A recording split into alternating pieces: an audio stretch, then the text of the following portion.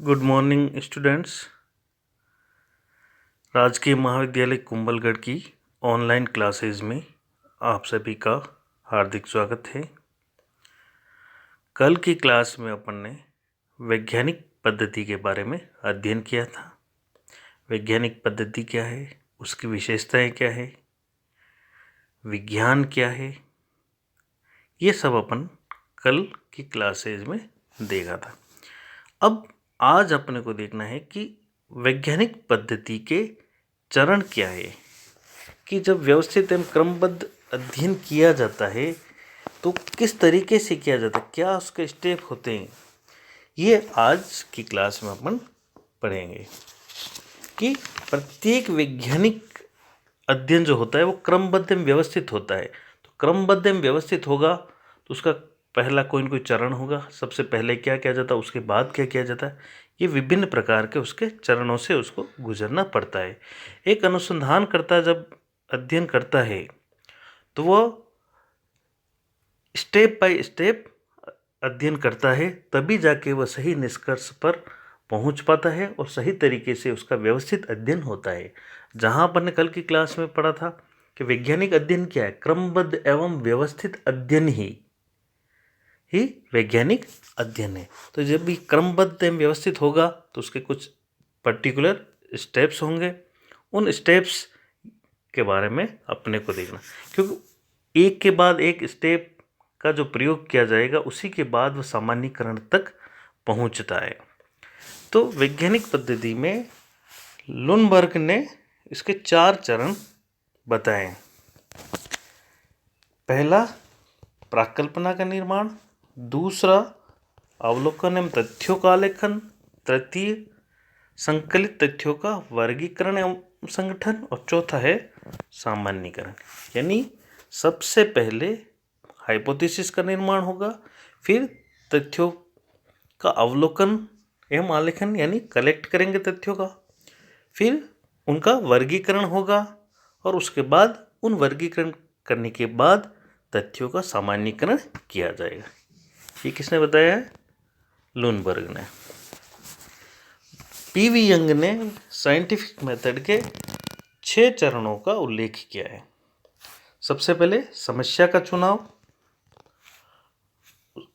Second hypothesis का निर्माण, third वैज्ञानिक प्रविधियों की सहायता से समस्या या घटना का अवलोकन एवं खोज यानी तथ्यों को एकत्रित करना, चौथा संकलित तथ्यों का आलेखन यानी जो भी डेटा कलेक्ट करे गए हैं उनको एक साथ एकत्रित करके आलेखन करना, पांचवा तथ्यों का विभिन्न वर्गों में वर्गीकरण।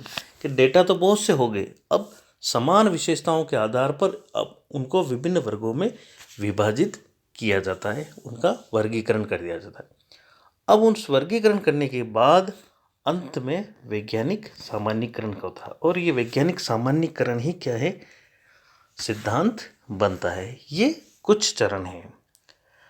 मूल रूप से ये पीवी यंग और लुनबर्ग ने ये चरण बताया। सामान्यतया वैज्ञानिक पद्धति के विभिन्न चरण होते हैं, उनको 10 भागों में विभाजित किया जा सकता है, जिनका उल्लेख अपन आगे देखेंगे। यहाँ आप देखना, थोड़ा जूम कर लेते हैं। ये 10 चरण में ये मैं आपको बता रहा हूँ। सबसे पहले क्या किया जाएगा, समस्या का चुनाव। पहला चरण समझना कि अध्ययनकर्ता को किसी भी विषय, घटना, समस्या जिस पर वह अध्ययन करना चाहता है, पहले तो उसका चुनाव करेगा। कि इस चरण में वह उस समस्या के चुनाव से संबंधित साहित्य का अध्ययन करेगा, क्योंकि समस्या का चुनाव बहुत ही सोच विचार करके पूर्व अवलोकन को ध्यान में रखकर किया जाना चाहिए।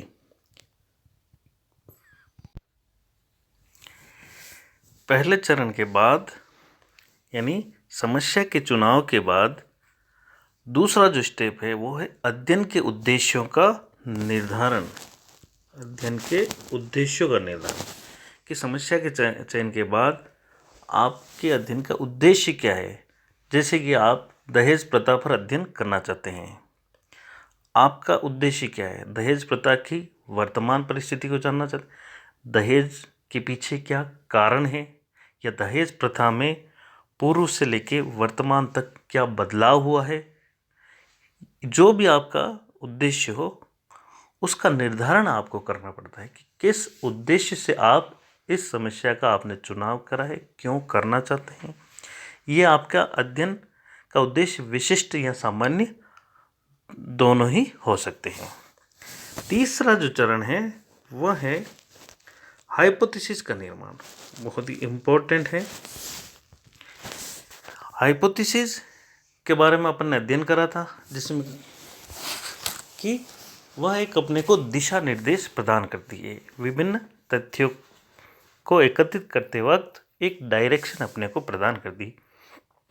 एक हाइपोथेसिस एक काम चलाओ सामान्यीकरण है जिसकी सत्यता की परीक्षा करना अभी बाकी है, और जिसकी सत्यता की परीक्षा कर रहे हैं वही क्या है, अनुसंधान है।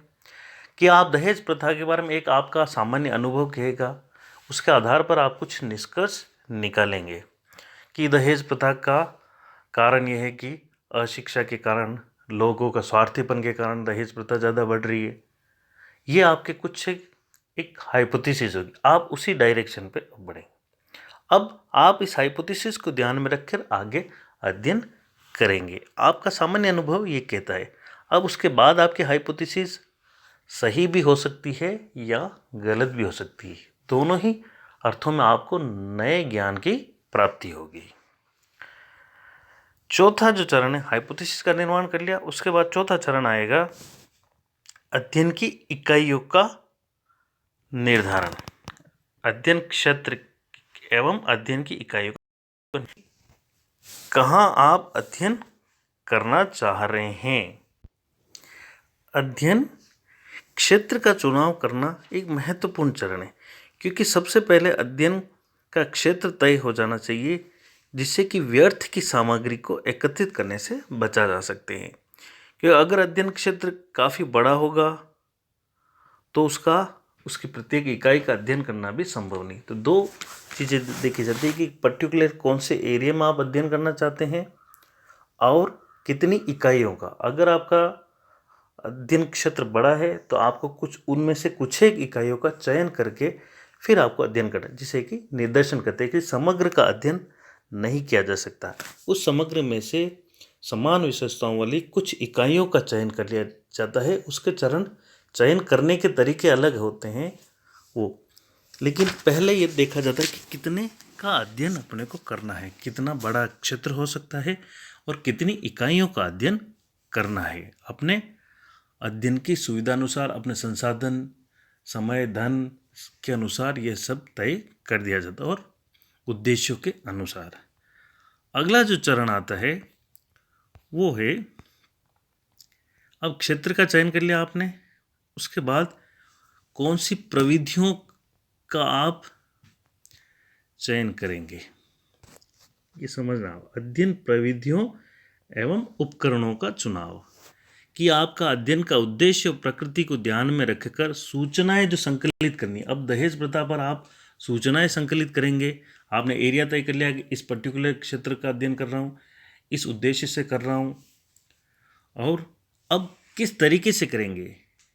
अब उसके लिए आप विभिन्न प्रविधि, वैज्ञानिक विधियों का उपयोग ले सकते। साक्षात्कार किया जा सकता है, अनुसूची का प्रयोग किया जा सकता है, आप प्रश्नावली का प्रयोग किया जा सकता है, केस स्टडी मेथड का उपयोग किया जा सकता है, या अन्य कोई विधि, आप अवलोकन किया जा सकता है। अब इन सभी का पहले से ही आपको तय कर लिया जाता है कि किस वैज्ञानिक पद्धति का आप उपयोग करेंगे। आपके कितनी इकाइयाँ हैं, उसके अनुसार कौन सी मेथड आपके लिए उपयुक्त है, उसका आप पहले तय कर लेंगे। हाँ, आप सर्वेक्षण पद्धति का है, अपन सामाजिक घटनाओं में कह रहे हैं तो आप साक्षात्कार का प्रयोग कर सकते हैं। आपका क्षेत्र बहुत बड़ा है तो आप प्रश्नावली का प्रयोग कर सकते हैं। ये सभी आपको पहले ही तय कर लिया जाता है। नेक्स्ट जो है ये तय करने के बाद अगला चरण जो आता है वो है, थोड़ा सा इसको कहते हैं, सूक्ष्म एवं सावधानी पूर्वक अवलोकन। यानी उपकरणों का चुनाव,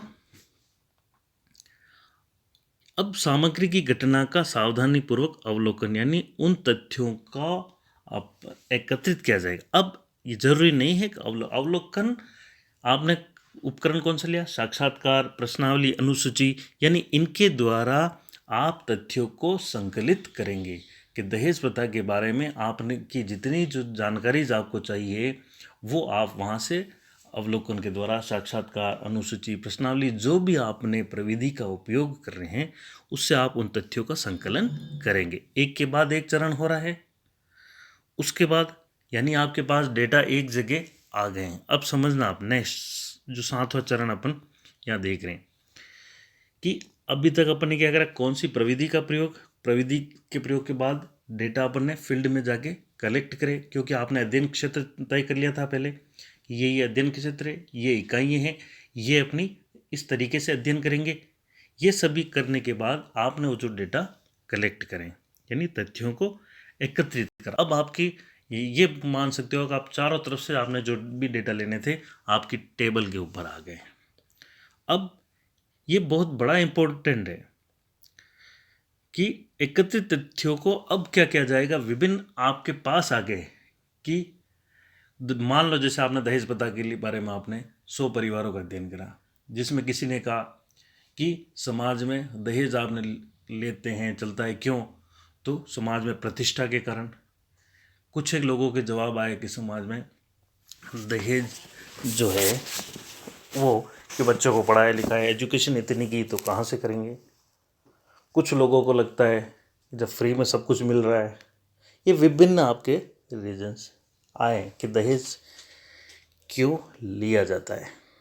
ये आप अब ऐसे जो सामान्य तथ्य होंगे उसके आधार पर आप उन तथ्यों का वर्गीकरण करेंगे कि 100 में से 20 लोगों का ये मानना है, 15% लोगों का ये मानना है, 30% लोगों का यह मानना। ये विभिन्न जो भी आपकी प्रश्नावली अनुसूची होगी उसके अनुसार आपके जो तथ्य आते हैं उनको विभिन्न वर्गों में बांटा जाता है, उनका विश्लेषण किया जाता है। समान आधार पर अपन ने बांट दिया, उसके बाद विश्लेषण करेंगे उसके आधार कि इतने प्रतिशत लोग जो हैं वो ये मानते हैं कि दहेज प्रतिष्ठा के कारण लिया जाता है, इतने प्रतिशत लोग ये मान रहे हैं कि दहेज ठीक है लेना चाहिए, इतना खर्चा हमने कर रहे हैं एजुकेशन पे और ये चीज़ें ये मानना है।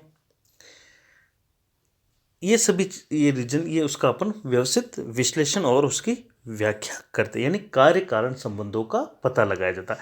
अब रीजन समझ में आ गया कि अब कि दहेज क्यों बढ़ रहा है या है, जो भी अध्ययन है अगर घट भी रहा है तो उसकी रीजन भी आएंगे कि एजुकेशन बढ़ा था, लोग जागरूक हुए, तो दहेज लेना बंद करा। ये जो भी रीजन हो आपके उद्देश्य के आधार पर आप किस तरीके से उस अध्ययन का अध्ययन कर रहे हैं।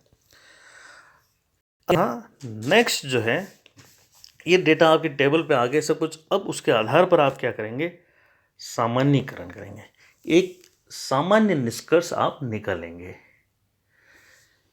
कि जो टेबल पर आपके तथ्य आ गए हैं उसके आधार पर एक जनरलाइजेशन करेंगे, सामान्यीकरण करेंगे, उसका उन तथ्यों का क्या करेंगे, निष्कर्ष निकालेंगे कि आपने जो अध्ययन करा है वो क्या है कि समाज में जो एजुकेशन बढ़ रहा है तो दहेज प्रथा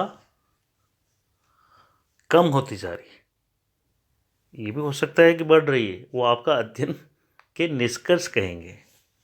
मैं एक उदाहरण बता रहा हूँ आपको, क्योंकि जहाँ तक देखा जाता है कि एजुकेशन बढ़ने के साथ साथ वो बढ़ भी रही है, तो वो आपका अध्ययन के आंकड़े कहेंगे कि आपने जो अध्ययन करा उसका क्या प्रभाव हुआ, क्या डेटा वहाँ से आपने कलेक्ट करे। तो उन सामान्य जो भी वर्गीकरण करने के बाद आप एक निष्कर्ष निकालेंगे,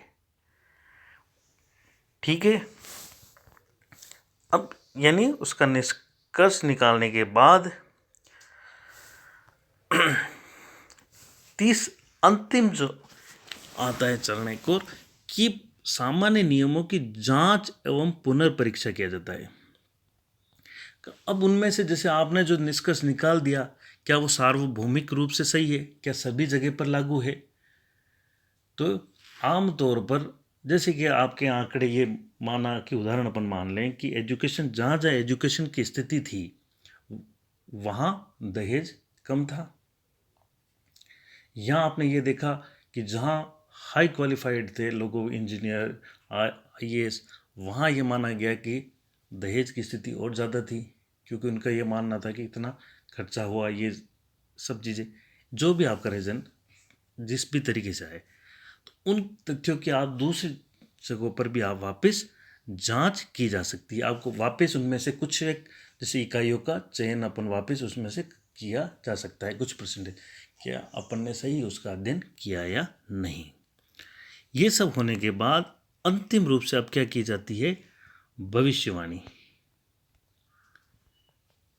कि भविष्य की घटनाओं के बारे में पूर्वानुमान लगाया जाता है कि एजुकेशन का स्तर बढ़ेगा और लड़के और लड़कियों दोनों का एजुकेशन का लेवल बढ़ेगा, उनको निर्णय लेने की स्वतंत्रता होगी, तो दहेज प्रथा में क्या होगी, कमी होगी। या आप इस डेटा जो कलेक्ट करे हैं उसके आधार पर आप निष्कर्ष निकाल रहे हैं। या आपका अध्ययन ये भी कर रहा है कि वर्तमान में दहेज प्रथा और बढ़ गई है, तो उसके आधार पर भी आप भविष्य में कहेंगे कि अगर इसी तरीके से लोगों में लालची प्रवृत्ति बढ़ती गई तो ये दहेज की समस्या एक भयंकर रूप धारण कर सकती है भविष्य में। तो ये आपको अंतिम जो निष्कर्ष के आधार पर आप क्या करते हैं, भविष्यवाणी करते हैं। इसीलिए तो कहा जाता है कि सामाजिक घटनाओं में भी भविष्यवाणी 100% नहीं होगा, लेकिन 95% एक अनुमानित उनके आधार पर निकाला जा सकता है। इसीलिए साइंटिफिक स्टडी कहा जाता है। एक के बाद एक चरणों का प्रयोग करेंगे तो आप तटस्थ होकर निष्पक्ष रहकर अध्ययन करेंगे तो 100% आप बिल्कुल व्यवस्थित अध्ययन होगा और वो डेटा शानदार होंगे और भविष्यवाणी करने की क्षमता वाले होंगे। इस प्रकार ये थे कि जब भी किसी विषय की अध्ययन वस्तु में वैज्ञानिक पद्धति को काम में लेते हुए प्राप्त की जाती है तो वह विषय विज्ञान कहलाने का अधिकारी है। बहुत बड़ी बात, यानी विज्ञान सिर्फ, अपन कल भी कहा था कि विज्ञान कोई एक सब्जेक्ट मैटर नहीं है, वह एक मेथड है कि साइंटिफिक रूप से आप काम में लेते, एक के बाद चरणों का प्रयोग लेते हुए डेटा एकत्रित कर रहे हैं, ज्ञान का संचय कर रहे हैं, तो वह सभी विज्ञान है। इसीलिए तो सोशल साइंस, सामाजिक घटनाओं का भी वैज्ञानिक अध्ययन संभव है। उसी के आधार पर भविष्य की प्लानिंग की जा सकती है। कार्ल पियर्सन ने कहा कि सत्य के लिए लघु मार्ग नहीं है। कार्ल पियर्सन क्या कहा है, सत्य के लिए लघु मार्ग नहीं है। विश्व का ज्ञान प्राप्त करने के लिए वैज्ञानिक पद्धति के गुजरने के अतिरिक्त कोई अन्य मार्ग नहीं है। बहुत सही बात है कि ज्ञान, नॉलेज को प्राप्त करने के लिए कोई शॉर्टकट नहीं है। आपको व्यवस्थित एक के बाद एक क्रमबद्ध रूप से आपको अध्ययन करना पड़ेगा और वैज्ञानिक पद्धति के अलावा कोई दूसरा भाग नहीं है, तभी आप ज्ञान की प्राप्ति कर पाते हैं। तो ये हो गए वैज्ञानिक पद्धति के चरण, कि तभी जाके व्यवस्थित अध्ययन होता है और जितनी भी प्लानिंग्स बनती है वो सभी इसी तरीके से अध्ययन करने के बाद भविष्य के बारे में प्लानिंग, वो आपका अध्ययन किसी भी रूप में उसको प्रयोग किया जा सकता है। Thank you. ये आज की ऑनलाइन क्लासेस, और नेक्स्ट जो भी टॉपिक होगा वो कल किया जाएगा कंप्लीट। अगर आप, एक अंत में मैं कहना चाहता हूँ कि जो भी बच्चे अपने संपर्क में नहीं आ रहे हैं कि नेटवर्क की समस्या है इस कोरोना काल में, नोट्स महाविद्यालय आप सभी को उपलब्ध करवा रहा है, वो विद्यालय में संपर्क करके ले सकते हैं। धन्यवाद।